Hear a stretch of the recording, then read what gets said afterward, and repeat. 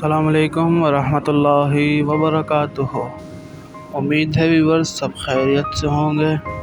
آج کا ہمارا موضوع حرام کو چھوڑنے کا نتیجہ۔ دمشق کے ادیب شیخ علی طنطاوی نے اپنی یادداشتوں میں لکھا ہے کہ دمشق میں ایک بہت بڑی مسجد ہے کہ جو جامع مسجد توبہ کے نام سے مشہور ہے۔ اس مسجد کا نام مسجد توبہ رکھنے کی وجہ یہ تھا کہ وہاں پہلے فحشاء و منکرات کا مرکز تھا۔ 7ویں ہجری میں ایک مسلمان بادشاہ نے اس کو خرید کر وہاں ایک مسجد تعمیر کرائی۔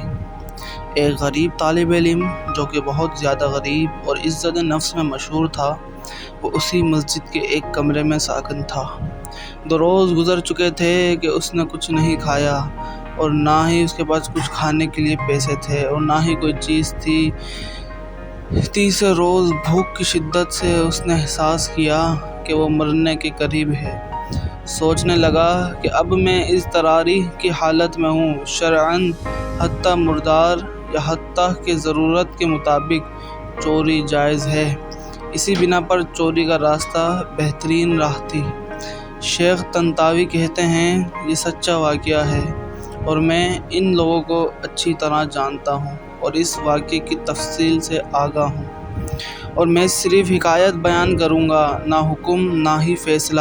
یہ مسجد ایک قدیمی محلے میں واقع ہے اور وہاں تمام مکانات قدیمی طرز پر اس طرح بنے ہوئے ہیں کہ ایک دوسرے کی چھتیں آپس میں ملی ہوئی ہیں اور چھتوں سے ہی سارے محلے میں جایا جا سکتا ہے۔ یہ جوان مسجد کی چھت پر چڑھ گیا اور وہاں سے محلے کے گھروں کی طرف چل دیا۔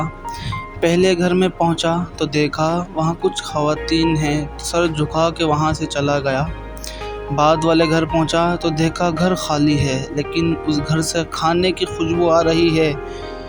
بھوک کی شدت میں جب کھانے کی خوشبو اس کے دماغ میں پہنچی تو آہن رہا کہ مانند اس کو اپنی طرف کھینچ لیا۔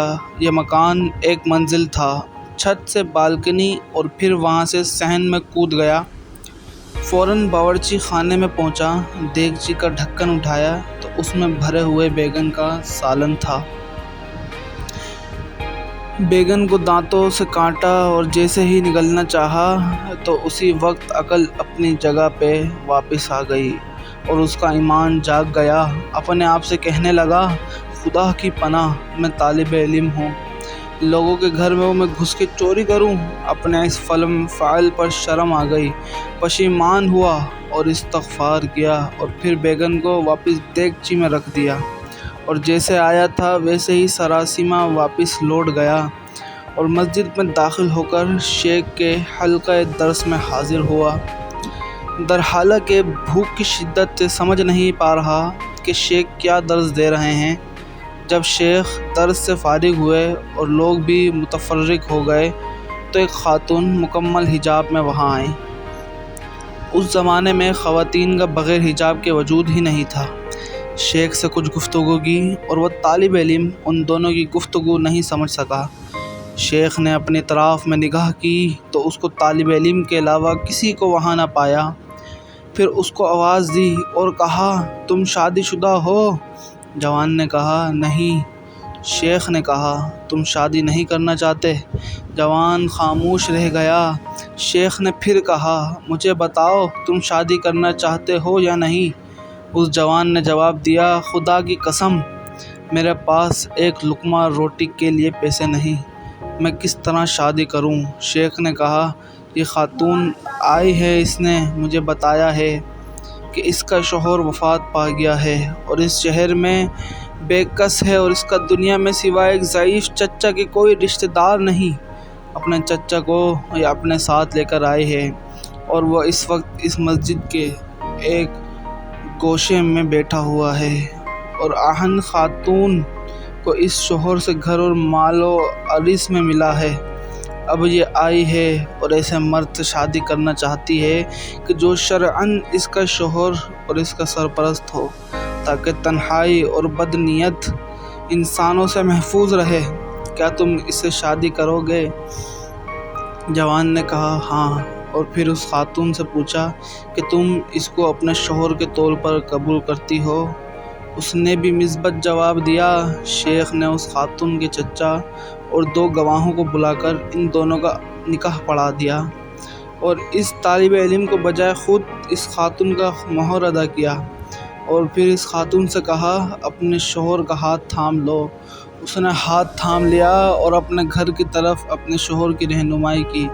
جب گھر میں داخل ہوئے تو اپنے چہرے سے نقاب ہٹا دیا۔ وہ جوان اپنی زوجہ کے حسن و جمال سے محوت ہو گیا، اور جب اس کے گھر کی طرف متوجہ ہوا تو دیکھا کہ وہی گھر ہے جس میں وہ داخل ہوا تھا۔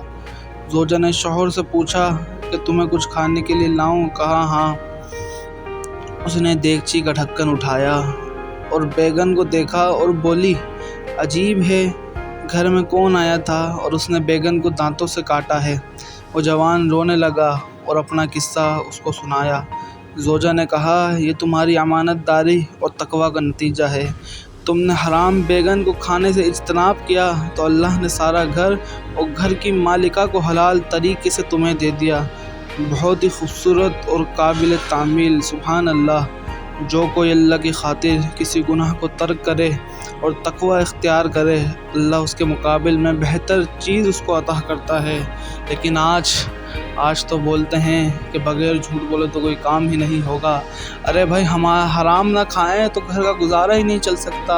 ارے بھائی اگر 2 پیسوں کو ہم حرام میں نہ کریں تو گھر کا گزارا نہیں چل سکتا۔ ارے کس طرح کریں گے؟ ارے تقویٰ ہمارا اللہ پہ نہیں رہا، ہم نے حرام کو ہی سب کچھ سمجھ لیا۔ ہم سمجھتے ہیں کہ اگر ہم حرام نہ کمائیں تو ہمارا گھر نہیں چل سکتا۔ اس نوجوان نے کتنا پیارا طریقے سے عمل کیا۔ اللہ جسے چاہے عزت دے، جسے چاہے ذلت دے۔ خدا را حرام کو چھوڑیں، حلال کی طرف بڑھیں۔ اللہ مجھے اور آپ کو حرام سے بچنے، حلال پہ چلنے کی توفیق عطا کرے۔ اللہ ہمارے تمام گناہوں کو معاف کرے۔ ویورز، اگر آپ کو میری ویڈیو پسند آئی تو اسے شیئر کریں، سبسکرائب کریں، لائک کریں اور میرے اس چینل کو آگے سے زیادہ شیئر کریں تاکہ میری آنے والی نئی ویڈیوز آپ تک پہنچ سکیں۔